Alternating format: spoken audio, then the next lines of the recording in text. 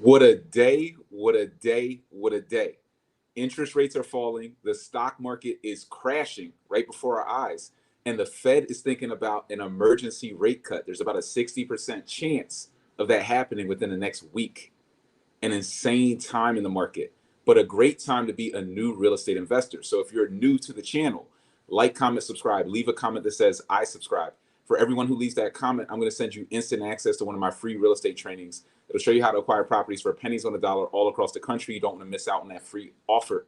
If you're new on the IG, DM me cash flow and I'll send you instant access to one of those free trainings. We have a real estate ride along tour coming up August 31st. That's a Saturday in Philly. Come out, spend the day with me, touring properties, putting your hands on this real estate, learning this game because the market is falling so fast in terms of interest rates. This is one of the best times in recent history to get into the game to buy and hold properties. And we're going to talk about exactly why. So definitely stick around for that. Today is open line Q&A. If you have any questions about real estate, that's what tonight is for. Ask me anything about real estate. I will answer all of your real estate questions. And when you guys tap out, then we'll call it a day. We have a couple more programs. If you guys are interested in our inner circle, that's where we will meet as a group privately on Wednesday nights, 9 p.m. Eastern Standard Time, just with our core group. Make sure you DM me inner circle and tap into that. We have an amazing network. We have private money lenders, everything you guys need. I will teach you how to invest without needing tons of cash or any credit at all. And then we have the Boots on the Ground program where we find, finance, rehab, tenant, and manage properties for you. If you're interested in that, DM me Boots on the Ground, and I'll get you guys tapped in there. But DM me cash flow as well if you want those free trainings. Let's get straight into the mindset.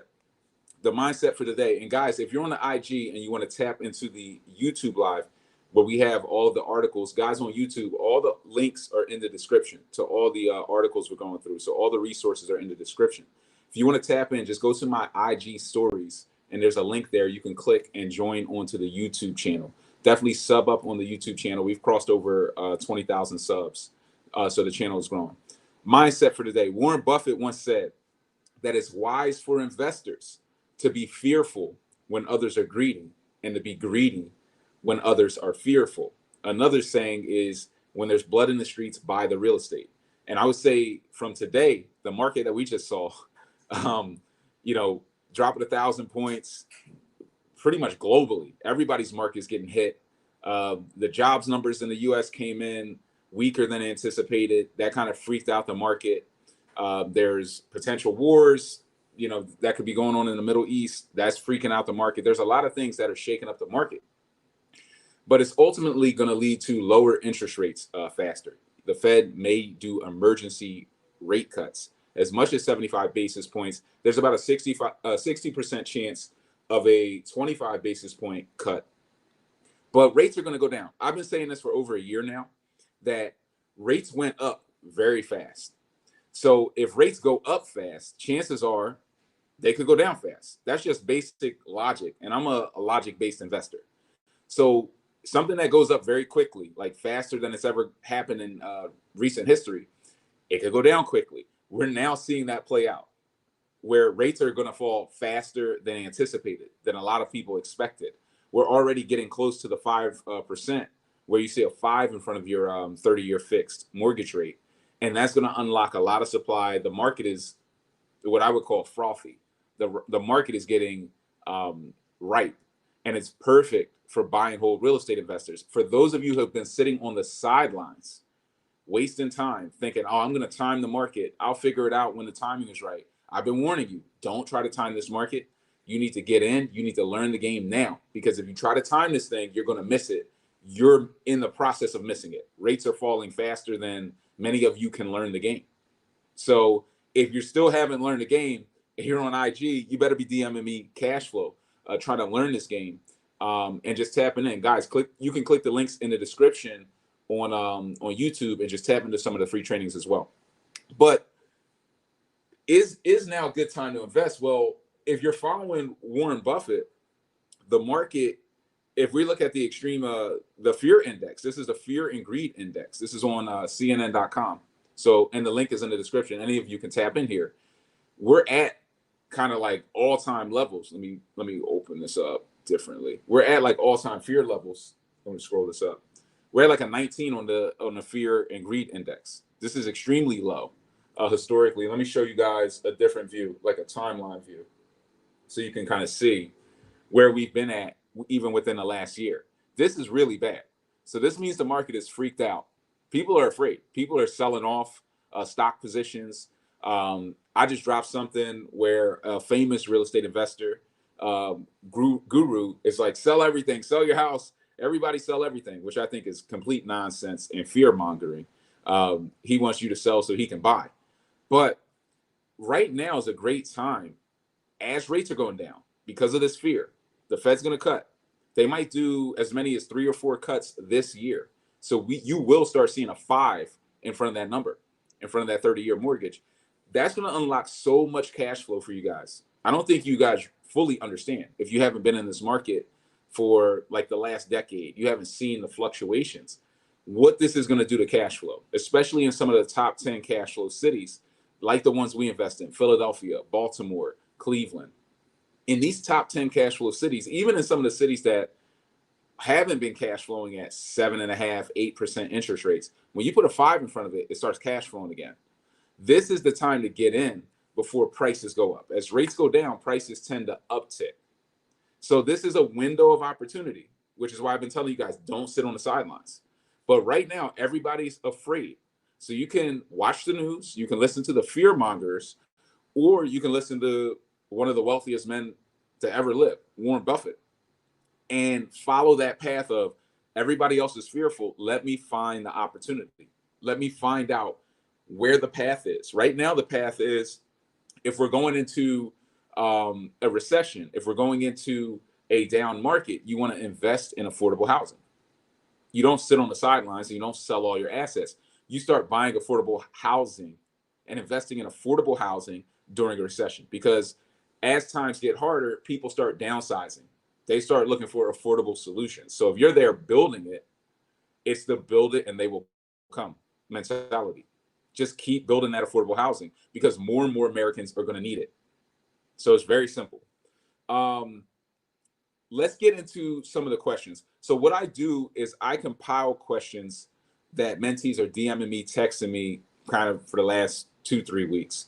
So I have a list of questions here. I'm here to answer your questions though. So if you guys have questions, drop them in the chat, drop them in the comment section, and we will get to those questions. If you're interested in any of our mentorship programs, the Boots on the Ground, where we find finance, rehab, tenant, and manage for you, just DM me Boots on the Ground. The ride along, we only have 2 tickets left for this real estate ride along. I've been getting kind of blown up on texts with that recently from people who hadn't signed up for the ride along yet. And they're like, Brian, are there any more tickets? Can I, pop in? We're almost sold out. Like, the demand has been extremely high. And I think people have been vacationing over the summer, but now that that's kind of ramping up, everybody's trying to get in. That's going down at the end of August 31st. It's a Saturday. You'll spend a whole day with me, touring properties, picking my brain. There's really no better value add opportunity I could provide for the average investor, because it's affordable to get into that ride along. It's one of our most affordable mentorship opportunities. So definitely tap into that, reach out, DM me ride along. And there's a link in the description where you can tap into the ride along as well. But once those tickets are going, they're going. So definitely tap in. Let's get into some of the questions we have. I got this question recently. It was, should I buy multifamilies over single families as a buy and hold real estate investor? That's a complex question. So my answer to that is, you want to be a value investor in today's market. And as a value investor, you have to understand the value ladder and kind of how it works. How the value ladder works is from a supply and demand standpoint, and from a scarcity standpoint. If you work your way backwards, if I take your average triplex and I pit it against 3 single family properties, 3 single family properties will cash flow on average more than a triplex. I know a lot of people will tell you, oh, but the triplex, there's only one set of taxes on the triplex. And, there's only one water bill, and there's an economy of scale, and there's all the, this value built into the multi. Not necessarily true. Because the value of the multi is higher, the taxes are a derivative of the value of the property. And it's kind of harder to fight back on these tax assessments, to push back on the tax man. You don't really get much of a tax break, like pound for pound. Cash flow per cash flow, you can buy single families for less than you can buy multifamilies, triplexes and quadplexes, because there's more singles out there, so there's more supply, and therefore there's more non-sophisticated investors that own those single family. Most people who own single family properties only sell their properties maybe once or twice in a lifetime. Like they buy a house, they live in it, they sell it once or twice in a lifetime. So they're extremely unsophisticated, which means as a sophisticated investor, you can get a deal on those single families versus the multis. You're less likely to get a deal because the people who bought those multis are other investors. So you're paying a premium every time you go up the value ladder. If I took a triplex, 10 triplexes versus a 30 unit building, the 10 triplexes will cash flow more than the 30 unit building. This does not even factor in the fact that it's often cheaper to do construction on 3 singles versus the triplex, or 10 triplexes versus the 30 unit building. The construction costs are cheaper, the permits are faster and cheaper. The speed that you can renovate these projects at is just much faster, so you can do more deals in less time. Your average commercial deal has about a 18 to 24 month lifespan, especially if you're going ground up. Your average. Some people tell you they can do it faster, they have different strategies, but that's what you're looking at. If you talk to a builder and you say, how long is this going to take, soup to nuts, me just buying the dirt and then going and getting it zoned and titled and getting everything done, it's going to take you about 18 months to get through it. And then if you have any delays, it's going to be a couple years. Whereas on the residential side, you could get through, in 2 years, you could likely do, if you had that type of operation and that type of focus, the same that you would need to do a 30 unit building, you could probably in 2 years do about 100 deals, I would say, for the average person. I could do 100 deals in a year. So you could definitely go out and do 100 deals in 2 years as a average bear, as long as you have the investment teams, you have a system and a strategy to point to. Not that anybody needs to do that many deals, but overall, on that end, in terms of value, single family can outpace multifamily. A lot of people don't know that. From a management standpoint, especially in the affordable housing space, single family's a bit easier to manage as an out-of-state investor than a multi. Why? Because you can pass off the responsibility on your singles, whereas you can't necessarily do that on your multis. On your multis, if you take your average duplex or triplex, who's responsible for cutting grass or shoveling snow? If you're in a city where it snows, which in the Northeast it does, right? On a multi, you have to do it as the owner, as the landlord. You have to take control of that, because you can't say, oh, the first floor, they have to shovel the snow. They're not going to want to. They're going to resent the top unit. It's just not going to work. On a single family, because there's only one family living there, you can pass off those responsibilities and say, look, you're the only one there. You cut the grass. You shovel the snow. I'm not doing any of it.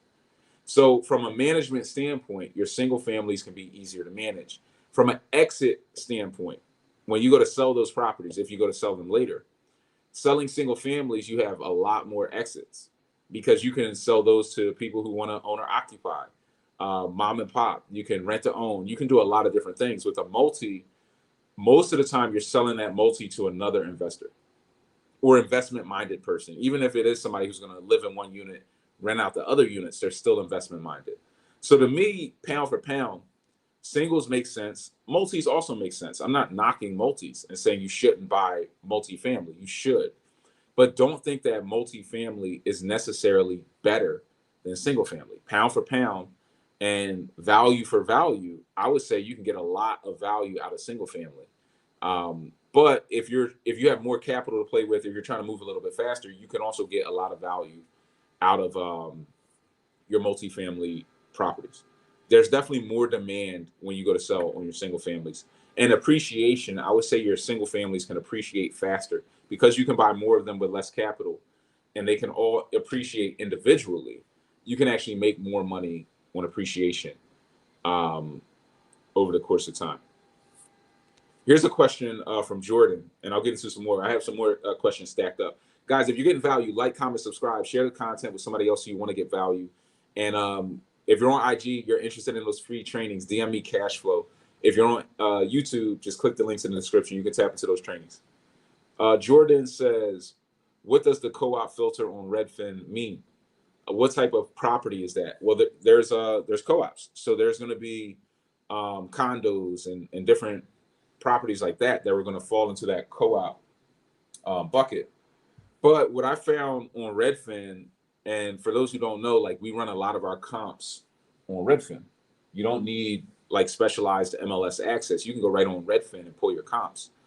When we're running our comps on Redfin, we're still going to hit that screen. I'm still going to put co-op, single family, townhomes, and there's another one there that I will select for single family filters, because sometimes realtors are moving fast, or the listing agents, they might be new, and they'll put a single family property under co-op. You'll also see when you're running your comps that some properties might be listed as single, but they're really multi.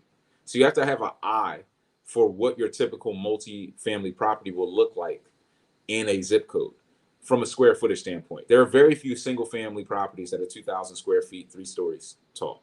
Very few in a market like Philly or Baltimore or Cleveland. So if you see a property and it's listed as single family or under that screen, but it's three stories, 2,000 square feet, chances are somebody made a mistake. That could be in your favor if you're looking and if you know how to screen. So I'll do a lot of that screening and digging and kind of find that stuff.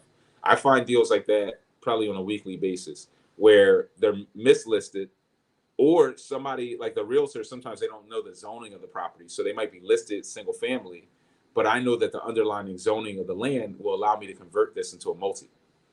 So that can give you a competitive edge. That's why you need to learn your zoning code as a real estate investor. You have to understand the underlying zoning of the land and how that plays out, what you can do there, because that's going to give you a big value add opportunity. Somebody in the IG said, do you find your deals off MLS or off market? Both. My philosophy, and I dropped a video of this, I think it's called my top 7 deal sources on the YouTube channel. So you have to dig through there. I dropped it like a year ago, but it breaks down where I go to find deals and why I go to each of my sources. There's 7 sources I go to. Some are off market, some are the auction, most are MLS. MLS, I believe it is 90% of the deals that trade in the US market trade on the MLS. So if you don't know how to find deals on the MLS, you're going to miss out on 90% of the inventory. I'm still able to, in a top 6, in the 6th largest city in America, Philly, in a top 10 cash flow city, it's number 7 out of the top 10 list. Baltimore is number 6. Cleveland's like number 3. I'm still able to find deals every week for pennies on a dollar right off the MLS. From expert deal analysis, understanding the cost of construction, and having speed and resources, being able to go out and inspect properties faster than the competition. So if you build yourself up, build your systems up, or just learn the game, if you don't know how to do it, I would encourage you to get educated, especially now with rates falling. Because if you don't get educated, prices are going to go up. You're just going to miss it. We're not going to miss it. And there's a lot of investors out there, they're not going to miss it. They're just going to make a lot of money. This is the real opportunity where you could go out and make $1 million. Rates have gone up. So this should tell you they can go up again, just like they're coming back down. And I've been talking about that. I'm now telling you, as they're going down, they can go back up. This is a window of opportunity. This is not permanent. Rates will not be low forever. It's just not going to happen. So they are going to go back up at some point to 7-8%. And that gap that is created now is going to go away. So this is maybe a 2 to 3 year run for new investors, which you're a new investor, absolute beginners who know nothing, to come into the game and maybe grab like somewhere between 20 to 50 houses. If you grab 20 to 50 houses, you really don't have to work a 9 to 5 ever again. You don't. You might still like your job. You might want to. You might start doing your passion. But with 50 houses cash flowing you, you actually never have to work a 9 to 5 again. So if that's your goal, if you don't want to be stuck in a 9 to 5 forever, this is it. I would go all in on buy and hold real estate right now and affordable housing right now. I would wake myself up and go all in on it. This is your final opportunity for a lot of you because prices are going to escalate to the point where many of you just can't afford it. If you're a beginner, do you look for light or heavy rehabs? It's a good question. If I'm a complete beginner, says she's 50 doors is a dream. It doesn't have to be a dream. You don't have to dream about this stuff. You just have to take action. One deal at a time, one brick at a time. You will stack your way up there. If you did one deal and learn that process, you would just be doing the same process at a bigger scale. So instead of doing one deal at a time, you can start doing two. Once you get comfortable at two, you can go to four. Then you could go to eight. Once you get to that eight scale, let's say it took you a whole year to get to the scale of eight at once. Well, if you're doing eight a quarter, which is not that heavy, by the way, 8 deals a quarter, I mean, you could do 32 deals that year. So this is how in like a couple years you could hit 50 comfortably, because year one, you might do one deal at a time and you got 2, 3 deals done. Then year two, you could do 2, then 4, then 8. Now you're up to like 22. The third year, you go over 50. You cross over, probably in the first half of the year. So it can definitely happen. It doesn't have to be this dream. My goal was to do 10 deals in 10 years. I did 300 in 5 to 7. 300 and 5 to 7. My goal was 10 and 10. 10 deals in 10 years, one deal per year, because we think linearly.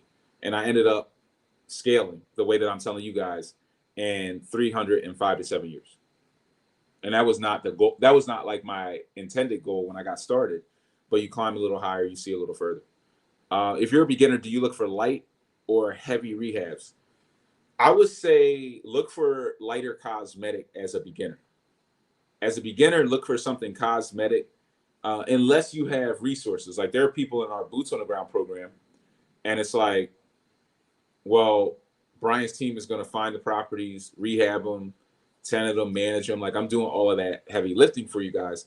That's a bit of a different story because I'm doing all the work, and we can go in and do the full guts and do kind of the heavier lifting, what I would call like a heavy cosmetic. And there can be a lot more money and value in a heavy cosmetic than in a light cosmetic. A light cosmetic, a deal that looks like very light to you as a new real estate investor, looks light to everyone. So therefore, there's less value. I like the deals that look scary to most people.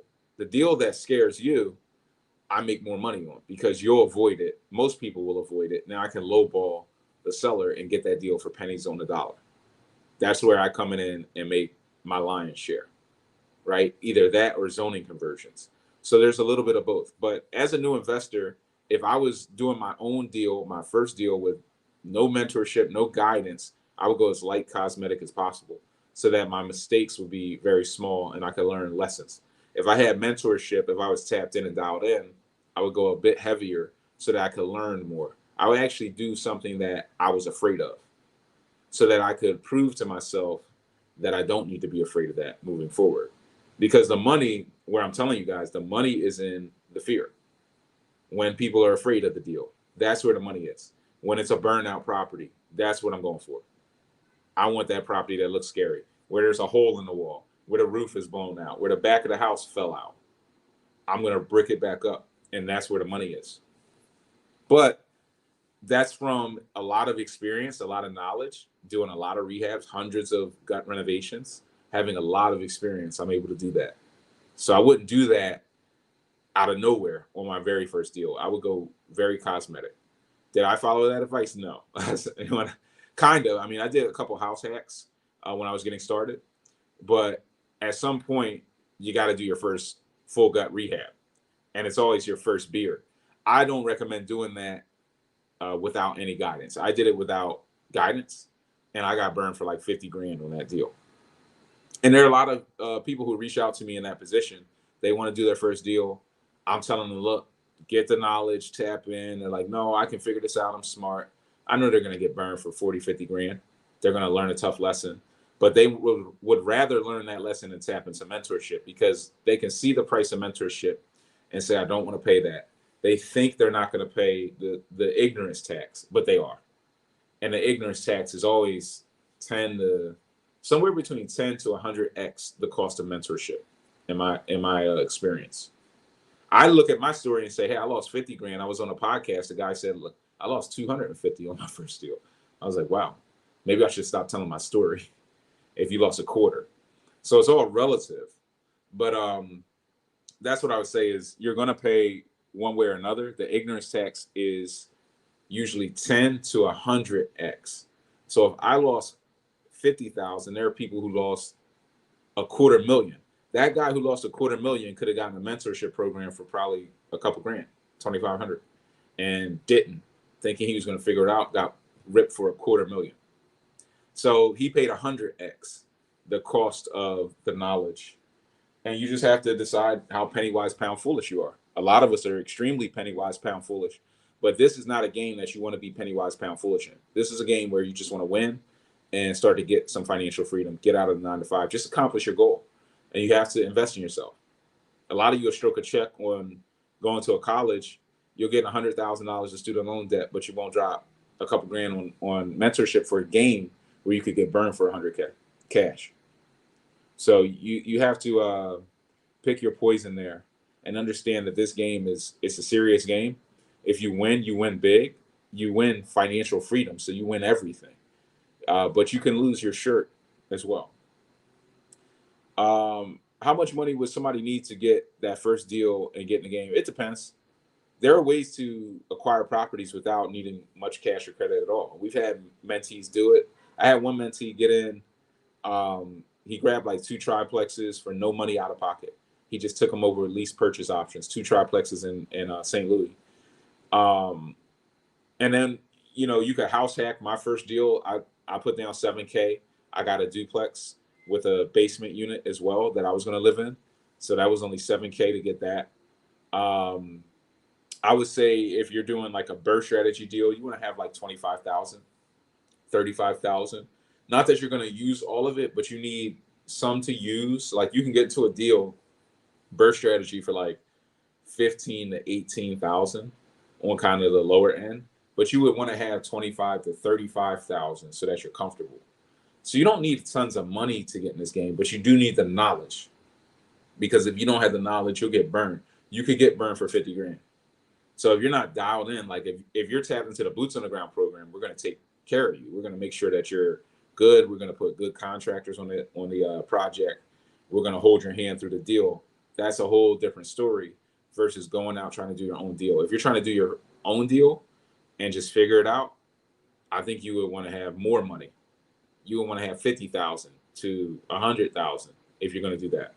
So there's 2 things in the real estate: money and knowledge. The less you have of one, the more you need of the other. So if you're running around with very little knowledge, you better have lots of cash. But do not be the person who has 25K to their name and does not want to invest in themselves or get any knowledge and thinks they're going to be the chosen one. You're going to be the next one to get burned. You will not be the chosen one. And definitely stack up. Definitely stack up. I did my first deal. I probably had about, I would say 15 to 20,000. I used 7.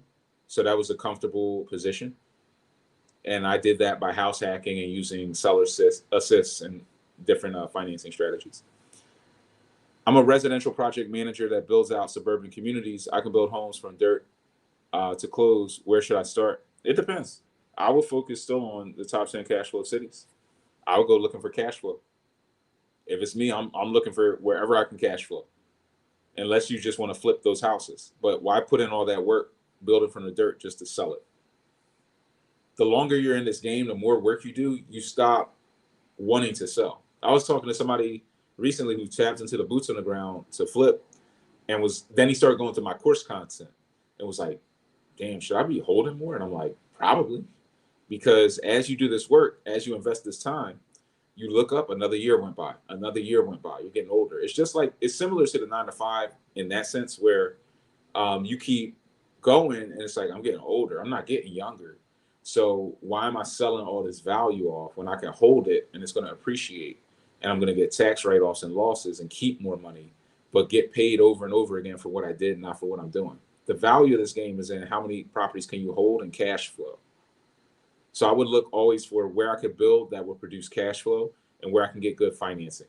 So I wouldn't go just building a place that's cheap if the lenders don't believe in it. The lenders have to believe in it so that you can monetize it, so that you can get the money to build and you can refinance out. That's why I like a market like Philly, even maybe over not, I won't say Baltimore as much, because Baltimore people kind of get it in terms of it being a sister city to DC, but somewhere like Cleveland, it can be hard to get financing there depending on what part you're in. So a lot of us will look and say, "Oh, I could buy a property for 50K, put in 20K, I'm all in at 70." There's not many lenders that want to write a 70K note. So now you might be stuck all your cash in that deal, unless you were intending to park cash. That puts you in a different position. Whereas in Philly, even if it's double the price, I buy it for 100, I put in 50. You can get the financing to get in and out of those deals effortlessly because the lenders believe in the market. So you want to go where there's a high level of belief. How do you determine when to pull permits? Is it neighborhood specific or the severity of the rehab or a combo? So it's a good question. It can be neighborhood specific in a sense that certain neighborhoods have more density than others. So if I'm in a neighborhood and it's very low density, that would be like the C class, where there's a lot of blight, a lot of abandoned properties, less home ownership, more renters. I'd be more likely, especially if I'm doing a cosmetic renovation, to not pull. Because why slow myself down? I'm just doing a cosmetic rehab. Most of the stuff you don't need permits for anyway. And because there's low density, most of the time people aren't going to call L&I on you. That's really how you get caught most of the time. If you're in a high density neighborhood, more the B class, A class, or B plus class, like you're right on the outskirts, and it's very high density, there's a lot of people living there. Or there's like nosy neighbors, or like the people who are older residents, like they've been here for 30, 40 years and they don't work, they don't do anything, they hang out the window all day. What are they working on? Who are they? They're going to call on you right away, day one. So you already know, if you have that market knowledge, I got to pull here, I can't not pull here. There have been some areas where I didn't even need a permit. Like, hey, we're just going in and painting and doing flooring. They call L&I so many times that they were just like, bro, just pull a permit. We're tired of coming out here. They made us pull a permit just because they were tired of coming out, basically. Like, we didn't even have to. So, and the inspector told us that, like, you really don't need it, but we just, like, whatever. So depending on where you're at, you may have to pull permits versus not. So that's the location argument. And that's kind of insider stuff. The only way to learn, like, where, if you come out to the real estate ride along tour, I'll show you exactly where. I will show you these markets, what they look like. We'll be walking around on the ride along, and you'll be seeing people walking up to the group like, hey, I've been here 40 years. Who are you guys? And like, you'll see it. And then I'll be like, see, this is what it is. This is the market we're in. Here's the zip code. This is how it works. And that'll show you how to navigate other cities. That's one of the main values of the ride along, outside of seeing the properties and how they're built and understanding the numbers, also seeing the neighborhoods and understanding how to navigate them, how to mix it up with the locals, how to get off market deals and do all that stuff. So that's that argument. There is a severity argument as well. So let's say I'm going to buy a house, blow the roof off, build up a level. If I'm going to do that, I got to pull permits. I actually had a guy try to do that without pulling permits. Craziest thing I've ever seen. I mean, he got caught immediately because you're making a spectacle. You're up there blowing the roof off. Everybody's going to see it. Any inspector driving by is going to see it. It's crazy, and the house could collapse. You're being like a public nuisance at that point. So there's stuff like that. Guys, if you're getting value, like, comment, subscribe, share the content with somebody else you want to get value. DM me cash flow if you want that free training. You're on IG. Click the links in the description on the YouTube channel, and reach out if you want to talk to me or my team. You can reach out, click those links, book a call, all that stuff. So that's those arguments. So that's one house specific. There's also something called a make safe violation. So you have to check your violations. You have to know how to do this, how to dig into L&I and see, is there a make safe violation? Is this property on the demolition list? So if you get properties that are in as rough a condition as I do at times, it might be on the demo list. Like, hey, the city's driving by and they might blow this house up any given day. So I'm looking at that information too, and saying, is it on a demo list? The way to get it off is to pull a permit. Does it have make safe violations, meaning brickwork is falling down on the street and the city's starting to get freaked out, so they put violations on it. Now you have to get those violations removed in order to rent the property legally. So then we might have to. So there are situations where you have to, but you can screen for that. You can know that information before you buy. There are situations where you don't have to, but you do it because of the neighborhood. And then there are certain neighborhoods where you know you don't have to do it. There's also, if you're going to zone a property from single to multi, you know you're going to have to do it. Like there's certain scenarios where you just kind of have to do it. So there's a lot of factors that are there's a lot of factors that are going into this analysis. This is why you have to work with people who know the area. People ask me, Brian, why don't you do this in my area? Why don't you do boots on the ground in St. Louis? Because there's a level of specialized market knowledge that you need to be able to build houses at a massive scale and for others. I'm not trying to stress myself out. I got enough on my plate. So there's a lot of wrinkles to this game that you learn over the course of time. And I'd rather go into St. Louis myself, navigate all the wrinkles for a year, then bring you guys in versus bring you guys in as a guinea pig and have you deal with all the drama. In Philly, there's not really any problems I can't solve for you guys. So I love building for you guys and doing that in Philly because I can navigate everything. I got a lot of resources. I got a lot. I got some I won't even mention on here. I don't even want to mention on this live, but that stuff's in the course. Like some of the stuff we can get done, and some of our boots on the ground members have experienced it. So if we get in a pickle, we can get out of that jam. Somebody's Jazzy said, I'm coming soon. Definitely tap in. This might be the last ride along of the year because I got a lot on my plate this year. We're trying to scale Baltimore, so we might have to kill a year-end ride along to get Baltimore off the ground. It'll pay off. What's the minimum cash flow you look for typically, and what percentage do you put in reserves? I hear a lot of people talk about reserves. Reserves depends on the construction type, the acquisition type. So minimum cash flow right now I look for is like $500 a month. If you can make $500 a month right now, that's at the higher rates. As rates fall, you can make more. So as rates fall, you're going to refinance in the lower rates. Now you can make more money.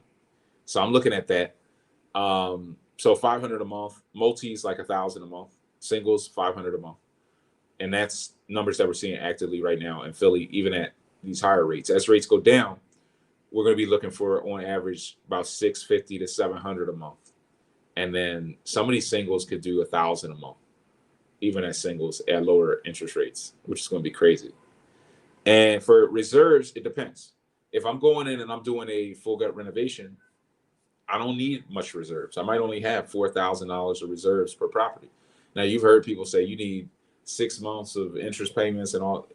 That stuff is definitely important as you're just getting started. If you only have one property, that could be more important.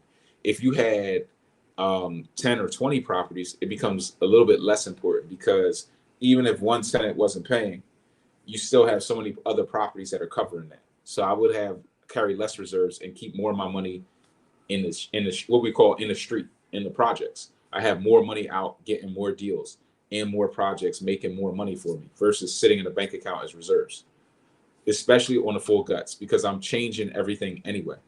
So I don't need reserves. Like what's going to break? I just put everything new in here. If I'm buying turnkey, if I'm house hacking, doing FHA house hacks, well, the heater's going to blow out in 2 years. Some of this stuff's going to go because it hasn't been redone recently. So you need a higher cash reserve for that strategy, for that turnkey strategy. So your strategy matters. If you guys haven't learned yet, everything matters. There's a lot of wrinkles, which is why you need to educate yourself from investors who have done this before, because there's so many layers to how you need to think about these things. Sometimes it'll change deal type by deal type. The whole strategy changes. The whole cash reserves will change.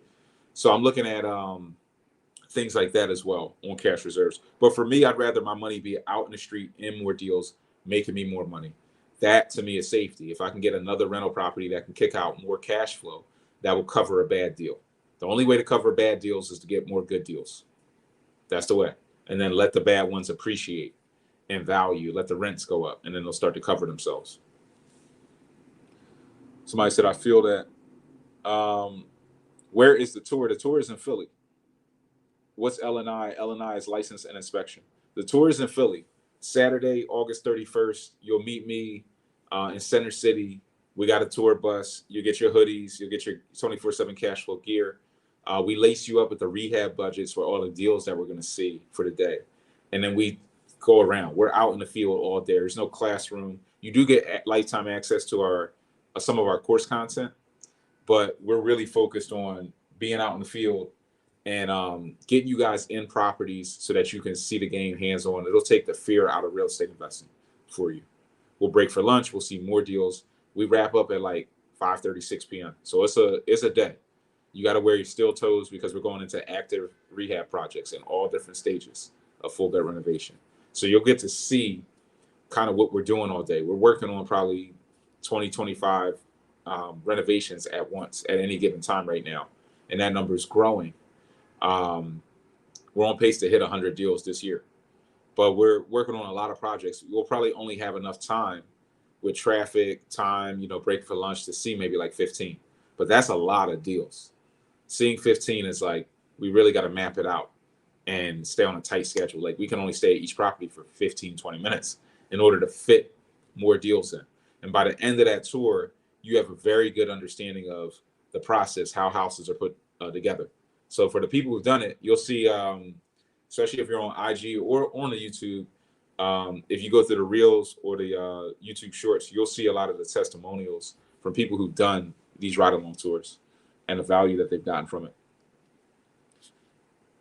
Is Philly mostly Class C and D area homes? If so, do you ever worry about getting good tenants? No, Philly is like any other city. It's the 6th largest city in America. So it's like any other large city in America. There's A class, B class, C class, and D class. So you can invest in any market that you want. I don't think you have to worry about getting good tenants. And good tenants are not determined by the area, because you could go, Section 8 and put them in a B class, still Section 8 tenant. You can put them in a C or D, it's still Section 8 tenant. There are good people in all different markets. So yeah, it's not really determined by that, but there are all different types of markets in Philly. And one thing I'll say on that, the value, a lot of people think it's A class, then B, then C, then D, in like a straight line. And as you go down it, you're getting worse and worse. That's not how the market works. B class is usually off to itself. It's usually off in a more tree-lined environment, kind of out of the center city. Then you have the center city, which is A, and then you have the outskirts of the center city area, which is C, which are the developing areas. So the people who live in the C and then they'll use public transportation to get to the jobs in the A. That's usually how it works. So if you hear gentrification, where does that happen? It happens in the C class. Where's the C class? Right on the outskirts. The gentrification happens on the outskirts of the A class. So you actually have A, C, D, and B is off to itself. So investing in C, that's where all the sophisticated investors pour their money and ride the momentum of the marketplace. So hopefully that makes sense. So C class is that's actually where you want to be at the end of the day. So it looks like we're about tapped out on questions. Guys, the last thing I'll leave you with is this is one of the best times to invest in real estate. It really is. The writing's on the wall and rates are falling rapidly. If you don't get in, you might as well just count yourself on sitting on the sidelines for the next decade. Just sit it out. Just count yourself out. Maybe go throw your money in crypto or something. Hope for the best. But this is not a wave that you want to miss. If you miss this one, you're pretty much cooked. You have to watch all the brave and bold people who decided to tap in just eat your lunch. That's pretty much what you're resigning yourself to at this point. This is no longer a decision. This is just like tapping out. Because I've been talking about this for maybe over a year, but definitely a year, about rates falling and how they're going to start falling as we get closer to the election and all these things. Well, now we're here. So you have to make that decision. If you haven't tapped in yet, if you're looking for a way to get in, DM me cash flow, DM me boots on the ground. If you want my stress test toolkit, you don't know how to analyze deals and you want that, DM me stress test.